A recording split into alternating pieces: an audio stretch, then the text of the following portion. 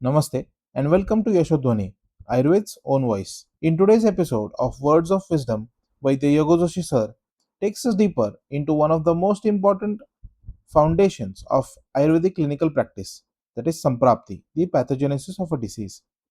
This topic is so vast and clinically significant that we have divided it into two parts. Today's episode is part 1 and the discussion will continue in the next episode.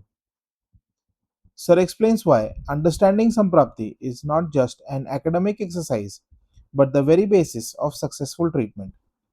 Every skilled Vaidya must be able to analyze how a disease develops, progresses, and manifests because the treatment depends entirely on how accurately the pathogenesis is understood. Without a proper understanding of Samprapti, even the correct medicines may fail to produce the desired results. Through his practical explanations and decades of clinical practice, Sir simplifies this profound subject, making it easier for every student and practitioner of Ayurveda to apply these principles in day to day practice. If you find this series valuable, don't forget to like, share, and subscribe to help us preserve and spread the timeless wisdom of Vaidya Yogozoshi Sir. Now let's begin. मैं एक अलग ही विचार संप्राप्ति के बारे में आपके सामने रखना चाहता हूं जो ग्रंथोक्त नहीं है। ग्रंथ में सामान्य संप्राप्ति और विशेष संप्राप्ति ये दो शब्द प्रयोग जरूर आए हैं। सामान्य संप्राप्ति में हो, विशेष संप्राप्ति में हो, ऐसे शब्द प्रयोग तो ग्रंथों में मिलेंगे, मगर सामान्य संप्राप्ति यानी क्या, विशेष संप्राप्ति यानी क्या, सामान्य संप्राप्ति कैसे घटित होती है, उसके क्या कारण रहते हैं, विशेष संप्राप्ति कैसे घटित होती है, उसके क्या कारण रहते हैं, इन सबों का विवेचन करना चाहिए। इस प्रकार का विचार करने से चिकित्सा सुविधा उत्पन्न हो जाएगी, चिकित्सा सुकर हो जाएगी, रुग्णों को अधिक अच्छा लाभ आप दे सकेंगे और इसीलिए संप्राप्ति का अधिक विचार करना ही होगा। पहले ग्रंथों जो वर्णन है उसके बारे में विचार करेंगे और बाद में मेरे जो अलग मत है उसके बारे में मैं विवेचन करने वाला हूं। संप्राप्ति की व्याख्या अष्टांग हृदय में जो की गई है उसमें यथा दुष्टेन दोषेण यथा चानुविसर्पिता निर्वृत्तिरामय साधो संप्राप्तिर जातिरागति ऐसा शब्द प्रयोग किया है। यह सूत्र कहा है। दोष कैसे दुष्ट होते हैं, किस प्रकार के उसका शरीर में फैला होता है और इससे व्याधि कैसी उत्पन्न होती है, इन सब का विचार संप्राप्ति में किया जाता है। इतना ही विवरण, वो दोष कैसे फैलते हैं, उनका प्रकोप कैसे होता है वगैरह वगैरह का यहां कोई विवरण नहीं है। संप्राप्ति का विवेचन करते समय यह संप्राप्ति की व्याख्या के रूप में ठीक है, मगर उसे अधिक स्पष्टीकरण तो होता नहीं है। दोष कैसे प्रकोपित हुए, कैसे फैल हो गए, ये जानना है। संप्राप्ति व्याख्या तो ठीक हो गई, मगर क्या जाना आपने अधिक? यहां निर्वृत्ति शब्द है। निर्वृत्ति यानी उत्पत्ति, या निवृत्ति नहीं है। निवृत्त होना यानी नामशेष होना, खत्म होना। निर्वृत्ति यानी उत्पत्ति, यहां एक रफार अधिक है। व्याधि की निर्मिति कैसे होती है इसका विचार संप्राप्ति द्वारा किया जाता है। जब जिसको आप पैथोजेनेसिस कहें, रोग का निर्माण कैसे उत्पन्न होता है, इसका विचार संप्राप्ति द्वारा किया जाता है, पर अधिक स्पष्टीकरण तो यहां मिलता नहीं है। यथा दुष्टेन, दोष कैसे दुष्ट होते हैं, कैसे प्रसरित होते हैं, इसका थोड़ा सा विवेचन सुश्रुत ने जरूर किया है। सुश्रुत ने एक सूत्र दिया है, संचयंच प्रकोपंच प्रसरम स्थान संचरेम व्यक्तिम भेदंच यो वेत्ति दोषाणाम स भवेत् विशक। ये चिकित्सा काल करके बताए गए, षट क्रिया काल ऐसा उनको कहा गया। सच में देखा जाए तो यह संप्राप्ति की सहावस्था है। दोषों का संचय, प्रकोप, प्रसर, सांसोचय, व्यक्ति भेद, इसका विचार करना यानी संप्राप्ति का विचार करना है। पर यहां भी पूरा विचार है ऐसा मुझे नहीं लगता, पर यहां क्या क्या कहा है ये तो आप देखेंगे। संचय यानी क्या, संहति रूपा वृद्धि क्षय, और प्रकोप यानी क्या? तो विलयन रूपा वृद्धि प्रकोपा, ऐसा भी यहां विवरण किया। स्थान में दोषों का संचय होने लगा, वृद्धि होने लगी, यह है चयावस्था। वो अधिक बढ़ गया तो शब्द प्रयोग किया जाता है प्रकोप, और वो अपना स्थान छोड़ करके जब बाहर हो जाएगा, जब आगे जाएगा, तो उसे प्रसरावस्था कहते हैं। ध्यान में रखिए, संचय यानी अपने स्थान में वृद्धि शुरू होना, प्रकोप यानी अधिक प्रमाण में बढ़ जाना, और प्रसर यानी अपना स्थान छोड़ करके दूसरी जगह जाना। ध्यान में है फर्क? प्रकोप यानी क्या? अपने स्थान में अधिक प्रमाण में बढ़ जाना। फिर स्थानक अंशना क्रुद्धा, ये बताते समय, या दोषों का संग कैसे होता है ऐसे करते समय जो बताया गया, तो कुपितानाम ही दोषाणाम शरीरे परिधावताम यत्र संग्रह वैगुण्यात अधि तत्रोपयते, ऐसा क्यों कहा? वहां प्रसरितानाम ही दोषानाम ऐसा कहना चाहिए था ना। प्रकोप यानी अपने स्थान में वृद्धि, और प्रसर यानी स्थान छोड़ करके उसका उन्मार्ग गमन होना। उन्मार्ग गमन होने के बिना उसे विसर्ग, उसको आप प्रसर नहीं कहेंगे, आप उसका प्रकोप अवस्था कहेंगे। पर ग्रंथ में तो वर्णन अलग ही है। कुपितानाम दोषाणाम शरीरे परिधावताम, ऐसा क्यों कहा? या वात प्रकोप के लक्षण जो बताए जाएंगे, क्या एक स्थान के लक्षण है, वो अपने स्थान के लक्षण है, वात स्थान के लक्षण है? शरीर में कहां भी उत्पन्न होते हैं वो लक्षण, वो प्रसरितावस्थाओं के लक्षण है। तो प्रसर का अर्थ क्या है और प्रकोप का अर्थ क्या है, निश्चित करना होगा यहां आपको। यह आपकी जो आशंका उत्पन्न हुई ना, इसका कारण है आपने ठीक तरह से विवेचन नहीं किया, अभ्यास नहीं किया। संचय, प्रकोप, प्रसर, स्थान संशय, व्यक्ति और भेद, ये चार अवस्था केवल सुश्रुत ने कही है। चरण और वाग्भट में ये सूत्र नहीं है। उनके मतानुसार संचय, प्रकोप और प्रशम, ये तीन ही अवस्था। सुश्रुत के ने जो संचय और प्रकोप बताए, वो दोनों संचय अवस्था में अपेक्षित है चरक और वाग्भट को। तो कुपितानाम ईश दोषाणाम शरीरे परिधावताम, यह सूत्र सुश्रुत का नहीं है, वाग्भट का है। दूसरा सूत्र जिसके करने का अर्थ ही अलग है, वो दोनों इकट्ठा करके आप कहेंगे अरे यहां तो प्रकोप ऐसा बताए, क्योंकि उनकी धारणा ही अलग है। सुश्रुत ने जो संचय और प्रकोप बताया, वो दोनों संचय अवस्था में सुश्रुत और चरक और वाग्भट दोनों का अपेक्षित है। प्रसर अवस्था जो बताई, प्रसर, स्थान संशय, व्यक्ति भेद, ये सभी आगे प्रकोप शब्द से ही समाविष्ट किए अन्य ग्रंथकारों ने। दो ग्रंथकारों का संबंध लगाने से उनका विवेचन करना ये गलती है। ऐसा एक उदाहरण मैं दे सकता हूं और भी। आपको मालूम है कि दोषों का संचय, प्रकोप, प्रसर कब होता है, इसके बारे में विवेचन किया है ग्रंथों में।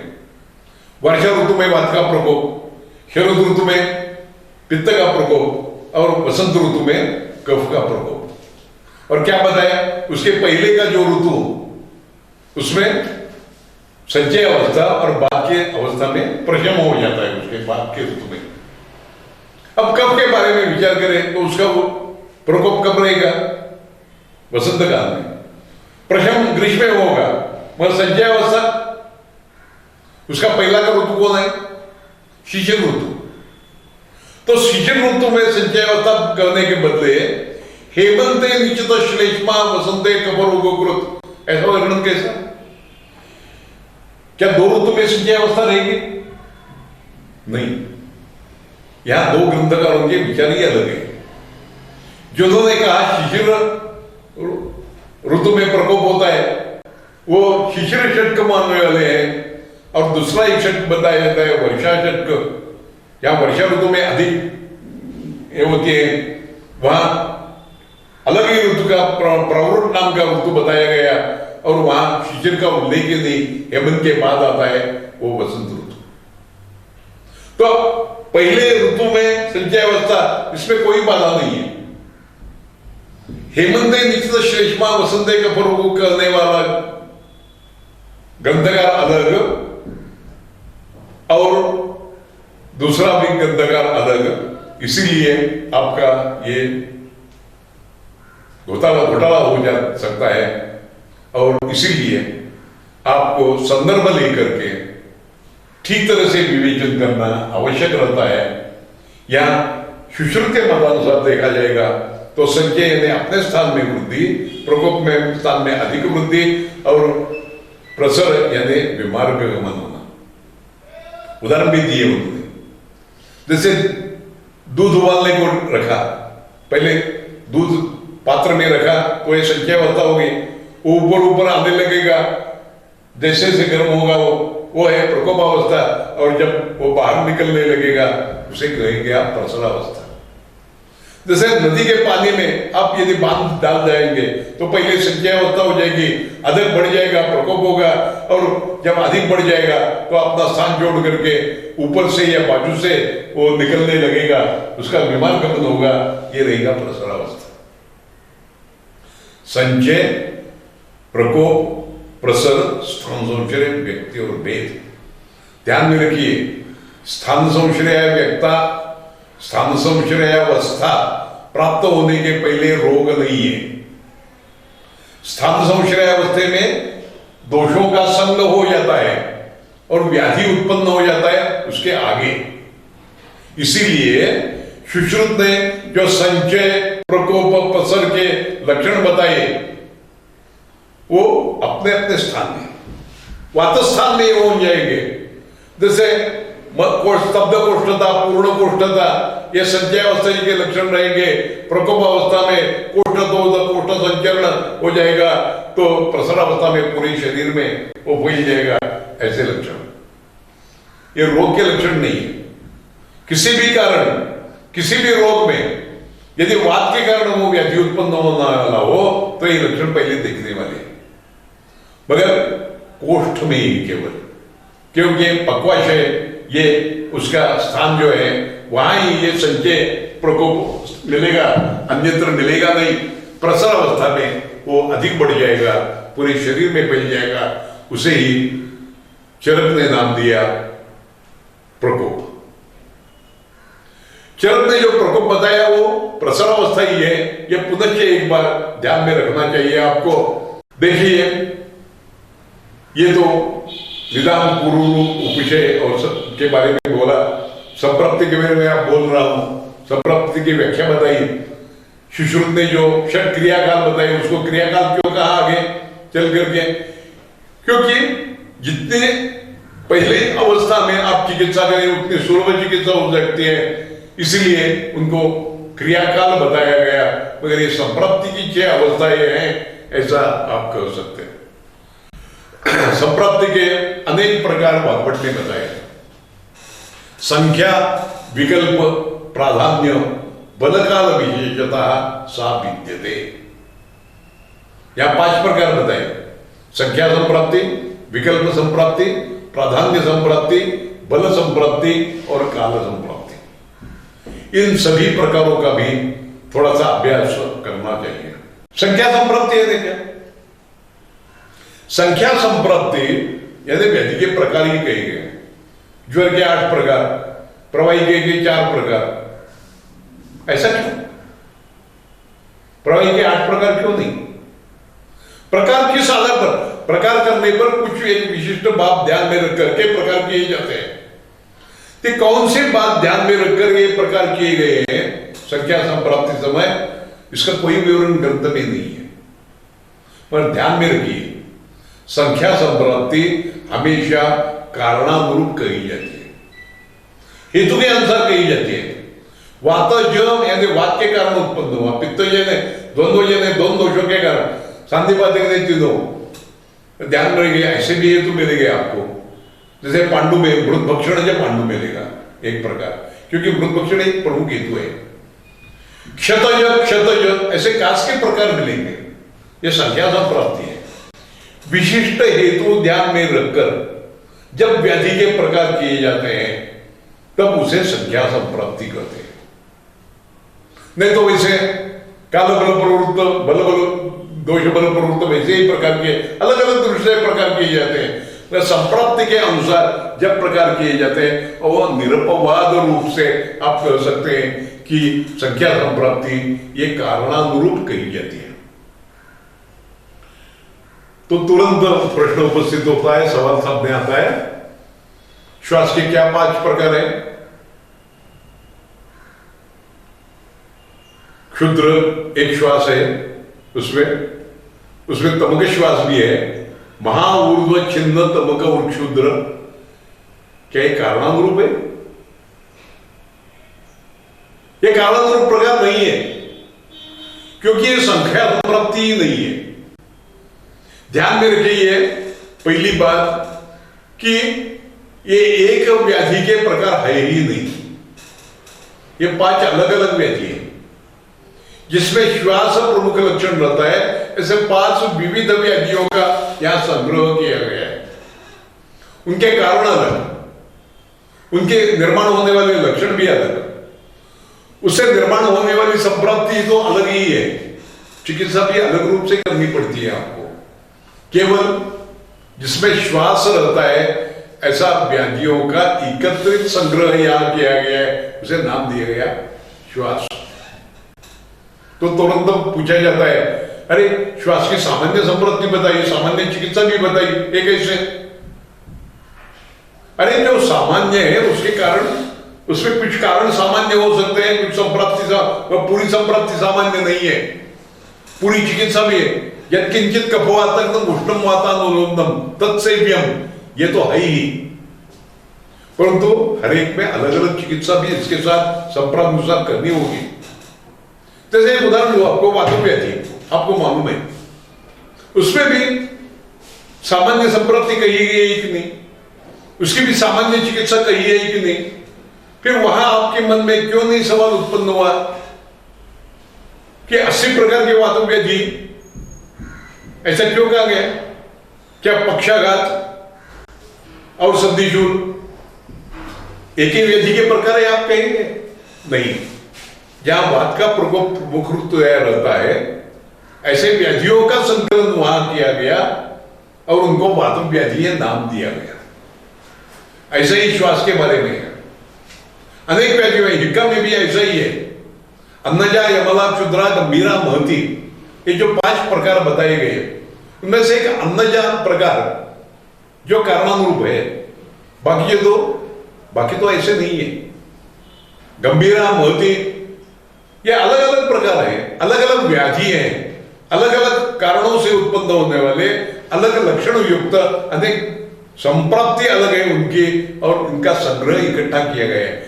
ये अनेक रोगों में ऐसा ही है, ध्यान में रखे, हृदरोग में भी ऐसा ही है। हृदय के प्रकार जो 5 बताए ऐसे नहीं है। हृदरोग हृदय बाधा प्रकुर्वन्ति हृदरोगम दम प्रचक्षते, क्या हृदय की बाधा उत्पन्न। फिर एलोपैथी के दृष्टि से कार्डियक डिसऑर्डर क्या एक है? एक नहीं है। वैल्वुलर डिसऑर्डर अलग होगा, कंजेस्टिव कार्डियक फेल्योर अलग होगा, अलग अलग प्रकार से व्याधि उत्पन्न हो जाएंगे। व्याधियों का संग्रह करने की यह पद्धति है। संख्या संप्राप्ति के बारे में जब आप कहें तो निश्चित रूप से संख्या संप्राप्ति कारणानुरूप ही कही जाती है। फिर भी एक आशंका, जैसे ज्वर में कहते समय 8 प्रकार के ज्वर बताए गए। प्रवाही के 4 ही क्यों? वातज, पित्तज, कफज और रक्तज। क्या वहां द्वंद्वज नहीं होगी? वात पित्तज प्रवाहिका नहीं होगी? वात कफज प्रवाहिका नहीं होगी? फिर ये प्रकार क्यों नहीं बताए ग्रंथ में? उसका भी कारण स्पष्ट किया है, बताया गया है। जब विकृति विषम समवाय जन्य लक्षण आपको मिलेंगे तब ही अलग प्रकारों का विवेचन किया गया है। जहां प्रकृति समवाय लक्षण मिलते हैं वहां द्वंद्वज प्रकार नहीं कहे गए, जहां वात और पित्त दोनों के मिलकर के वात पित्त ज्वर में प्रकार मिलने वाले हैं, वहां वात पित्त ज्वर अलग प्रकार नहीं बताया। ज्वर में भी क्यों बताया? वहां वातक व ज्वर में विकृत विषम समवाय जन्य लक्षण मिलता है, वहां स्वेदादि प्रवृत्ति लक्षण रहता है, जो ज्वर का लक्षण नहीं है, जो वात का नहीं है, जो कफ का नहीं है, मगर उसमें उत्पन्न होते हुए दिखाई देता है। इसलिए दोनों ही प्रकार करना पड़ा। उसके साथ साथ जो अलग प्रकार उनका भी विवेचन किया गया। विकृति विषम समवाय जन्य लक्षण हो तो द्वंद्व प्रकार कहे गए, द्वंद्व प्रकार नहीं रहते हैं ऐसा इसका मतलब नहीं है। हर एक व्याधि में संख्या संप्राप्ति में एक दोषज, द्विदोषज, सांधिपातिक ये लक्षण होते ही है, ये प्रकार होते ही है। और उसके साथ साथ यदि कोई विशेष हेतु हो, जैसे क्षत क्षय, ये दोनों हेतु बताए गए। काश में मृत भक्षण बताया गया, जैसे पांडु में ऐसे का समावेश संख्या संप्राप्ति में किया गया। अन्यथा संख्या संप्राप्ति ये हमेशा कालानुरूप नहीं, संख्या जो बताई जाती है वो लक्षणानुरूप कही जाती है, ये ध्यान में रखना चाहिए। आगे का जो प्रकार है संप्राप्ति का, वह है विकल्प संप्राप्ति। बहुत महत्व की संप्राप्ति है ये विकल्प संप्राप्ति। विकल्पो अंशांश कल्पना, ऐसा इसके बारे में कहा गया। अंश यानी क्या? अंश यानी फ्रैक्शन, एक केवल भाग नहीं। अंश के अर्थ है संस्कृत में गुण। यहां गुण का विचार, दोष किस गुण से बढ़ा हुआ है, इनमें से किसका आधिक्य है, कौन से गुण का विचार यहां करना चाहिए चिकित्सा करने में। यदि आप विपरीत चिकित्सा करना चाहते हो तो अंशांश कल्पना का विचार होना ही चाहिए। जैसे मैंने पहले उदाहरण लिया होगा, फिर से लेता हूं। यदि हस्तकंप हुआ तो ही वो वातव्याधि है, यदि स्तंभ उत्पन्न हुआ तो भी वो वातव्याधि है। मगर आप कहेंगे एक जगह जहां कंब हुआ वहां चल गुण से वात पड़ा, और जहां स्तंभ हुआ वहां शीत गुण से व्याधि पड़ा, वात निर्माण हुआ। तो ध्यान में रखिए, अंशांश कल्पना बहुत महत्व की कल्पना है, संकल्पना। इसके बिना आप चिकित्सा कर ही नहीं सकेंगे। एक अच्छा उदाहरण आपके सामने रखूं। देखिए, प्रवाहिका नाम का व्याधि है। प्रवाही की संप्राप्ति क्या कहेगी? तो कफ जो रहता है आमाशय में, वो वायु के प्रकोप के कारण नीचे ढकला जाता है। वायु के संपर्क के कारण उसकी पिछलता कम हो जाती है, उसमें स्त्यानता आती है, वो अंतर को चिपकने लगता है, बाहर नहीं निकलता, और इसीलिए प्रवाहन करना पड़ता है, बार बार प्रवाहन करना पड़ता है। प्रवाहन के कारण अधिक वात प्रकोप, अधिक उसका कम होना, पिछलता कम होना, और ये लक्षण धीरे धीरे बढ़ते ही जाते रहते हैं। और इसलिए वहां स्नेहन करना, पिछलता उत्पन्न करने के लिए पिचाबस्ती की जैसे द्रव्यों का प्रयोग करना, ये प्रयोग किए जाते हैं। एक दूसरा उदाहरण लेंगे, आमवात जैसा। आमवात में भी देखिए, आम जो कफ समान गुण का है और वात दोनों का ही प्रकोप है। यहां भी क्या कहा जाता है आमवात में? आमवात में देखिए, एक अलग बात ध्यान में रख दी जाइए। आमवात में आम है, वहां आम के कारण और वात प्रकोप के कारण, और आम कैसा है? वो सर्वदेह प्रविश्रुत ऐसे है, आपको मालूम है, सामान दोषान न निरहित, साम दोषों का निवारण कभी नहीं करना चाहिए। इतना ही नहीं, आमाशय में यदि आम हो तो आप निकाल सकते हैं, मगर यदि सर्वदेह प्रविष्टता सामान दोष हो तो उनको निकालना नहीं सकते आप। क्यों? वो चिपक जा गए होते आपके कारण। यदि आप उनको कोष्ठ में लाने का प्रयत्न किया तो शरीर धातुओं का नाश होने की आशंका रहती है। तो आमवात में शोधन नहीं करना चाहिए, ये निश्चित हो गया। फिर भी आमवात की चिकित्सा में क्या कहेंगे? उसे हिरण्य स्नेह। अमवात गजेंद्रस्य शरीर वनचारिणा एकमेवाग्रणिरहंति हिरण्य स्नेह केसरी, ऐसा विवेचन। क्यों? अरे यहां आम है, यह सर्वदेह प्रविश्रुत ऐसी स्थिति है। फिर एरंड स्नेह का पहले स्नेह नहीं देना चाहिए अमावस्था में। इतना स्नेह नहीं, बाह्य स्नेह भी नहीं करते। आप पोटली श्वेत देते हैं, वृक्ष श्वेत देते हैं, वालुका पोटली का श्वेत करते हैं, स्नेह नहीं करना चाहते। और यहां तो आप स्नेह दे रहे, इतना ही नहीं तो आप विरेचन दे रहे और कर क्या रहे हैं? एकमेवाग्रणी रद्दी एरंड स्नेह केसरी। इतना अच्छा द्रव्य है वो कि उसके निश्चित रूप से अमवाद का नाश हो जाएगा। कैसे? ये गलत नहीं है क्या? नहीं। क्यों? आप यदि विकल्प संपत्ति का विचार करें तो आपको निश्चित रूप से इसका स्पष्टीकरण हो जाएगा। क्या है यहां वाता प्रकोप है, आम भी है। प्रवाहिकी की जैसी स्थिति होगी ऐसा आपको मालूम होगा। पर प्रवाहिका में रूक्ष गुण के कारण आमवात बढ़ जाता है, वात प्रकोप हो जाता है।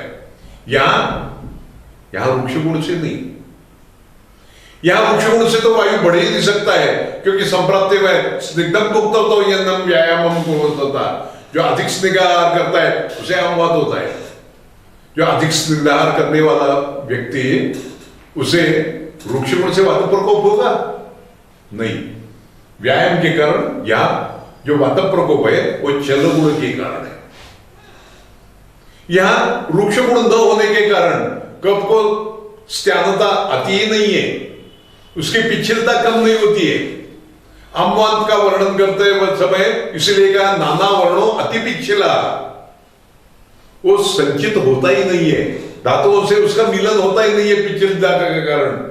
और इसीलिए यहां वात प्रकोप होकर भी यहां पिछलता अधिक बढ़ी हुई के कारण उसे संचारित्व आया है। यत्र समामम विरजतमेव, जहां जहां ये वायु जाएगा वो जल गुण के कारण वहां वहां लक्षणों के प्रादुर्भाव उत्पन्न होता है, ऐसा इसमें वर्णन। ध्यान में रखिए, यह संप्राप्ति अलग है, दोनों में वात प्रकोप है, पर एक में वृक्ष गुण बढ़ा हुआ है तो एक में जल गुण बढ़ा हुआ है। यह विरेचन देने में कोई हर्जा नहीं, क्योंकि विरेचन देने से, क्यों विरेचन नहीं देना, क्यों संशोधन नहीं करना? तो दोष है लीन हुए होते हैं, यहां तो लीन नहीं है, यहां पिछल है। पिछलता के कारण वो दोषों से लीन नहीं है, लीन न होने से के कारण वो दोषों का, धातुओं का नाश नहीं करने वाले हैं निकालते समय। इसलिए यहां विरेचन देने में कोई हर्जा नहीं। यदि आप विकल्प संप्राप्ति का विचार न करें तो आप एरंड स्नेह को देना इसका विचार ही नहीं कर सकेंगे। हर एक व्याधि में आपको विकल्प संप्राप्ति का विचार करना ही होगा। ज्वर ये पित्त का व्याधि है, शीत पित्त ये भी पित्त का ही व्याधि है, अम्ल पित्त ये भी पित्त का व्याधि है। तो क्या चिकित्सा एक ही रहेगी? ज्वर में उष्ण गुण से पित्त बढ़ा हुआ, उष्ण तीक्ष्ण गुण से, अम्ल पित्त में द्रवसर गुण से पित्त बढ़ता है। तो वहां उष्ण द्रव्यात्मक द्रव्य का ही प्रयोग करना चाहिए, ग्राही द्रव्यों का प्रयोग करना पड़ेगा। उष्णस्य द्रवशोषकत्वात् ग्राही, उष्ण ही द्रव्य देना पड़ेगा आपको अम्ल पित्त में। शीत पित्त में उसका प्रयोग नहीं कर सकेंगे। शीत ज्वर में उपयोग करना हो तो शीत गुणात्मक द्रव्यों का प्रयोग करना पड़ेगा, क्योंकि वहां उष्ण गुण से पित्त बढ़ा हुआ है। चिकित्सा करते समय भी द्रव्यों के जो गुण हैं उसके अंशांश कल्पना का विचार इसीलिए ही बहुत महत्व का है, जिसका विवेचन थोड़ा सा मैंने पहले किया था कि उपस्तंभ हो और उसके कारण वात प्रकोप हो तो आपको कफनाशक करने वाली उष्ण तीक्ष्ण गुण के प्रयोग करना पड़ेंगे। मगर यदि धातुक्षय हो तो आपको शीत गुणात्मक मधुर रसात्मक द्रव्यों का प्रयोग करना पड़ेगा। अंशांश कल्पना ध्यान में लेना, विकल्प संप्राप्ति का विचार करना, इसके बिना आप चिकित्सा करना असंभव है। आप केवल वातज्ञ द्रव्य करके किसी द्रव्य का प्रयोग किया तो नहीं चलेगा। जिस कारण से वात व्याधि उत्पन्न हुआ है उस कारण के विपरीत गुणों का ही विचार आपको करना पड़ेगा। तो रास्ता पंचक और धातुओं का भस्म सुवर्णादि, इसका एकत्रित विचार आप कर ही नहीं सकेंगे, क्योंकि अलग अलग गुणधर्म है उनके। चिकित्सा करते समय इसीलिए कौन से द्रव्य का विचार करते समय भी आपको अंशांश कल्पना का विचार प्रमुखता से करना पड़ेगा, और संप्राप्ति का ये जो विशेष प्रकार है उस पर अधिक ध्यान देना होगा। That concludes part 1 of our discussion on Samprapti. As Sir has shown today, understanding the pathogenesis of a disease is the foundation of accurate diagnosis and effective treatment. The more deeply a Vaidya understands Samprapti, the more confidently and precisely they can plan Chikitsa. This is knowledge that transforms Ayurvedic practice from simply prescribing medicines to truly understanding the disease process. In the next episode, Sir will continue with Vidhi Samprapti and explore the remaining aspects of Samprapti in greater detail. So don't miss part 2. If you found this episode useful, please like, share, and subscribe to Yashodhwani, Ayurved's own voice. Your support helps us preserve and share the timeless teachings and clinical wisdom of the revered late Vaidya Yogozoshi Sir with students, practitioners, and Ayurvedic enthusiasts across the world. Until next time, keep learning, keep practicing, and keep the light of Ayurveda shining. Namaste.